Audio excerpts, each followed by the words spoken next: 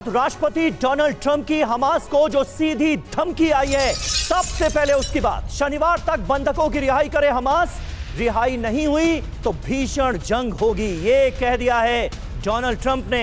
Hamas के लिए नर्क के द्वार खोल देंगे, हमास के पास शनिवार दोपहर तक का वक्त है, ये डोनाल्ड ट्रंप ने दे दिया है अल्टीमेटम। हमारे साथ कई खास मेहमान मौजूद हैं, उनसे आपका तारुफ करा दें। मेजर जनरल वी के दत्ता हमारे साथ हैं, सुशील कुमार सिंघल फॉर्मर एम्बेसडर हमारे साथ हैं, एवीएम ओपी तिवारी हमारे साथ मौजूद हैं और हमारे सहयोगी सुमित चौधरी भी हमारे साथ मौजूद हैं। सुमित, ये तो डोनाल्ड ट्रंप ने बहुत बड़ा बयान दे दिया है, शनिवार दोपहर तक का अल्टीमेटम दे दिया है हमास को और कह दिया है कि उसके बाद सब कुछ तबाह हो जाएगा। क्या हमास मानेगा और ये नौबत आखिर कैसे आई? देखिए, बिल्कुल डोनाल्ड ट्रंप अगर ऐसा कह रहे हैं तो उसके पीछे की वजह भी, अगर आप देखें कि ना सिर्फ वो लगातार इजराइल को आप जैसे जो सामान पहुंचा रहे हैं, बल्कि इजिप्ट पर, जॉर्डन पर ये प्रेशर डाल रहे हैं कि वो भी हमास के ऊपर प्रेशर डाले, उनकी तरफ जो एड जाती है, जो उनके पास सामान जा रहा है उसको कहीं ना कहीं रिस्ट्रिक्ट करे सब। और इनमें सबसे इंपॉर्टेंट पॉइंट ये है समीर कि सीरिया के अंदर अमेरिका अपनी मौजूदगी को कम करने में लगा है। अमेरिका को लगता है कि सीरिया में जो उसके ऑपरेशन थे या फिर उसके जो अपनी जो डिप्लॉयमेंट थी वो रशिया को रोकने के लिए थी, लेकिन अब रशिया वहां से निकल चुका है, तो धीरे धीरे वो कोशिश करेगा सीरिया से अपने ट्रूप्स को निकालने की। और ऐसे में अगर हमास के खिलाफ कोई ऑपरेशन करना है या फिर अपने ऑब्जेक्टिव को पूरा करना है तो सीरिया से निकली हुई फोर्सेस को गाजा की तरफ डाइवर्ट कर सकता है और मिडिल ईस्ट के अंदर एक ऐसा प्रेशर पॉइंट गाजा के थ्रू अमेरिका क्रिएट कर सकता है जहां पर वो ना सिर्फ मिडिल ईस्ट के देशों को बल्कि रशिया को भी ये तो बहुत बड़ी बात आप बता रहे हैं, बहुत बड़ी जानकारी आप दे रहे हैं सुमित। और अगर ऐसा हुआ तो निश्चित तौर पर यह बहुत बड़ा डेवलपमेंट होगा। सुमित कह रहे हैं सीरिया से लगातार अमेरिकी फोर्सेस निकल रही हैं और इन फोर्सेस को गाजा भेजा जा सकता है, गाजा के अंदर डिप्लॉय किया जा सकता है। डोनाल्ड ट्रंप की धमकी को अगर इससे जोड़कर देखा जाए तो पूरा सीन क्लियर हो जाता है। युद्ध विराम के बाद भी हमास ने बंधकों की रिहाई रोकी है। कुछ बंधकों को रिहाई के बाद हमास का इनकार, शनिवार को होने वाली बंधकों की रिहाई पर लगा दी गई है रोक। हमास ने इजराइल पर युद्ध विराम का उल्लंघन करने का आरोप लगाया है। उत्तरी गाजा में इजराइल के हमले को लेकर हमास नाराज है। हालांकि डोनाल्ड ट्रंप ने जब से दूसरी बार अमेरिका के राष्ट्रपति का पद संभाला है तब से उनकी नजर गाजा और हमास पर है और हमास और इजराइल के बीच बीते दिनों हुए सीज फायर के बीच ही कई बंधकों को हमास ने रिहा भी किया है, लेकिन बड़ी संख्या में अमेरिकी बंधक अभी भी हमास के कब्जे में है। इंफॉर्मेशन अब आपके सामने, क्योंकि ट्रंप की हमास को यह सीधी चेतावनी को लेकर तो हम चर्चा कर रहे हैं। हमास को शनिवार दोपहर 12 बजे तक का समय दिया गया है और बंधकों को रिहा ना करने पर तबाही मचाने की इस धमकी का मतलब क्या है, एक्सपर्ट से होगा सवाल, क्योंकि सभी अमेरिकी बंधकों को एक साथ छोड़ने का जो अल्टीमेटम दिया गया है, अमेरिका टुकड़ों में बंधकों की रिहाई के खिलाफ है और अमेरिका के 73 नागरिक अभी भी हमास के बंधक हैं। गाजा पर कंट्रोल की बात ट्रंप पहले ही कह चुके हैं, फिलिस्तीनियों को गाजा पट्टी खाली करने की बात भी कह चुके हैं, लेकिन बंधक रिहा नहीं हुए तो होगा क्या, ये एक और सबसे बड़ा सवाल है, क्योंकि 6 हफ्ते का सीज फायर वक्त से पहले खत्म हो सकता है। इजराइल को यूएस गाजा में हमले तेज करने को कहेगा और हमास के खिलाफ सीधी जंग में यूएस के कूदने का जो खतरा है वो किस तरीके से और ज्यादा बढ़ जाएगा, इसी को लेकर सवाल करेंगे। क्योंकि गाजा पर तनाव बढ़ा तो अरब देशों के साथ भी जंगी खतरा, हमास की मदद के लिए यूएस विरोधी देश एकजुट होंगे। हालांकि तिवारी सर, इन तमाम फैक्टर्स के बीच ट्रंप का इस वक्त दिया गया ये बयान, ये चेतावनी, जाहिर सी बात है उस हालात को देखते हुए ट्रंप अपनी प्लानिंग को क्या अब एग्जीक्यूट करने का मन बना चुके हैं? देखिए, ट्रंप का, जैसे अभी सुमित जी बता रहे थे, ट्रंप कुछ करना चाहते हैं और करेंगे भी। देखिए, ये क्षेत्र जो गाजा का बहुत बड़ा नहीं है, इस क्षेत्र को कारपेट बॉम्बिंग करके पूरी तरह से ध्वस्त किया जा सकता है विद नो टाइम, लेकिन इसमें रिस्क है कि जो अपने बंधक है, अमेरिकन बंधक है, वो भी खत्म हो जाएंगे। तो ये ट्रंप जो वार्निंग हमास को दे रहे हैं वो सही है, अब स्टेप लेंगे, लेकिन मेरे ख्याल से उनको वार्निंग देनी चाहिए जो हमास को सपोर्ट कर रहे हैं, हमास को जो फंडिंग कर रहे हैं, हमास को इक्विपमेंट जो सप्लाई कर रहे हैं। हमास तो अपने आप तो कुछ कर नहीं रहा, हमास को सपोर्ट कर रहे हैं, उसके ऊपर बोल रहा है। अच्छा, जॉर्डन पे, इजिप्ट पे, सब पे दबाव ट्रंप डालेंगे या बन अमेरिकन में कई फोर्सेज है जो हमास को इनडायरेक्टली सपोर्ट कर रही है, उनको बंद करना पड़ेगा, उनको चुप कराना पड़ेगा, तभी जाके आगे बढ़ सकते हैं।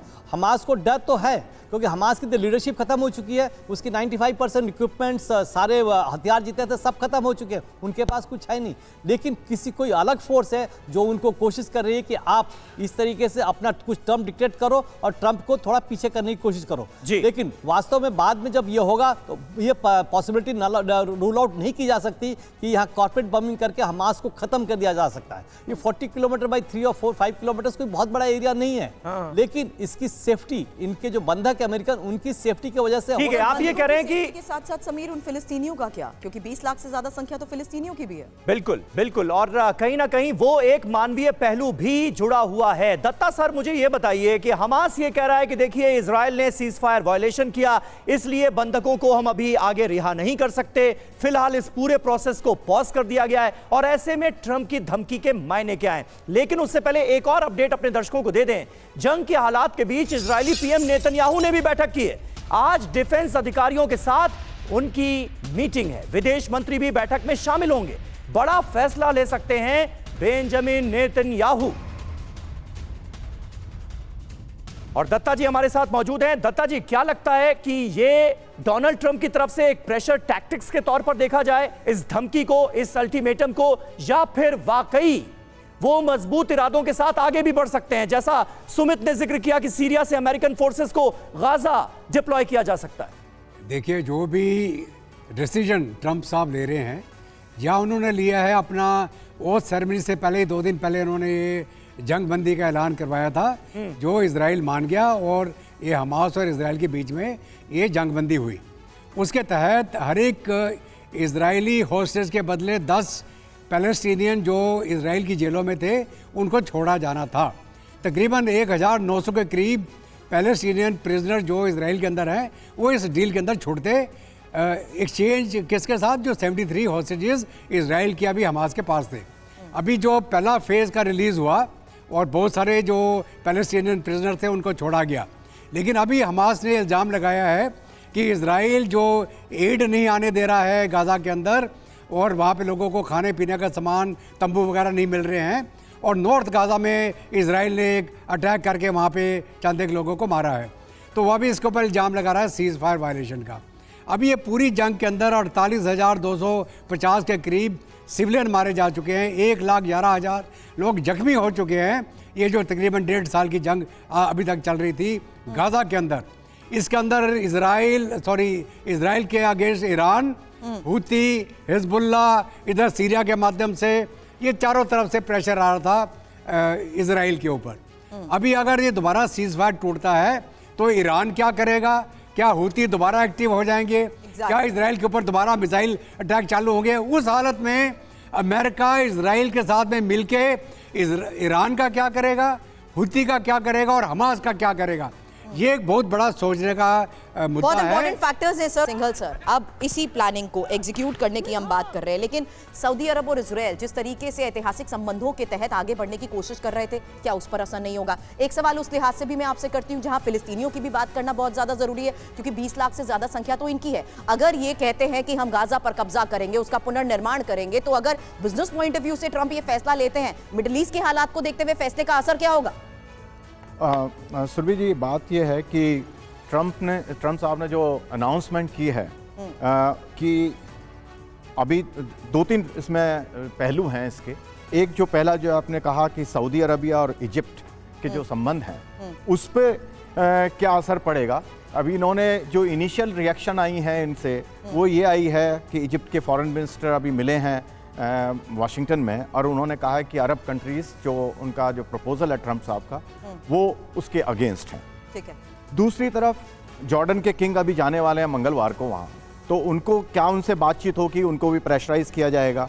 और प्रेसिडेंट ट्रंप ने अभी प्रेस कॉन्फ्रेंस में बोला कि अगर उनके प्रपोजल को एक्सेप्ट नहीं किया गया कि वो पैलेस्टीनियन जो 2 मिलियन हैं उनको अपने जॉर्डन और उसमें बसाया जाए, तो वो उनको जो एड है, जो असिस्टेंस देते हैं वो उसको बंद कर दिया जाएगा। तो इस वक्त जो है प्रेसिडेंट ट्रंप पूरी तरह से अपने जिस तरह से वो बिहेव करते हैं उसके बिहेवियर के उसमें आ रहे हैं। दूसरा जो है, जो पैलेस्टीनियन अथॉरिटी है, उन्होंने बड़ा इंटरेस्टिंग अभी जो है एक फैसला लिया है कि एक टेलर फोर्स एक्ट है जिसके तहत जो है पैलेस्टीनियन अथॉरिटी को जो एड दी जाती थी यूएसए से वो बंद कर दी गई थी, क्योंकि जो पैलेस्टीनियन जेलों में बंद थे इजराइल के, उनको जो है वो जो हर महीने कुछ आर्थिक मदद की जाती थी। तो उसको उन्होंने अब बंद कर दिया है इस उम्मीद में, वो कह रहे हैं उनको उम्मीद है कि शायद प्रेसिडेंट ट्रंप उस मदद को दोबारा शुरू कर देंगे। ओके। तो इसमें जो है इस और दूसरी तरफ ऑफ कोर्स जैसा भी बताया गया कि शायद सीरिया से वो शिफ्ट करने की बात करें, लेकिन एक वो बिल्कुल जो ट्रंप ने अभी तक कहा है उसके बिल्कुल अगेंस्ट होगा। उन्होंने कहा है कि अमेरिकन बूट जो है कहीं हम विदेशी में नहीं रहेंगे। बिल्कुल बिल्कुल सही बात आपने कही सिंघल साहब, लेकिन डोनाल्ड ट्रंप कब क्या कर दें, कब कौन सा फैसला ले लें और कब किस फैसले पर अमल शुरू हो जाए ग्राउंड पर, ये इसके बारे में कोई कुछ कह नहीं सकता है। और डोनाल्ड ट्रंप सीधे सीधे यहां वार्निंग देते हुए नजर आ रहे हैं। शनिवार दोपहर की उन्होंने डेडलाइन तय कर दी है, अल्टीमेटम दे दिया है।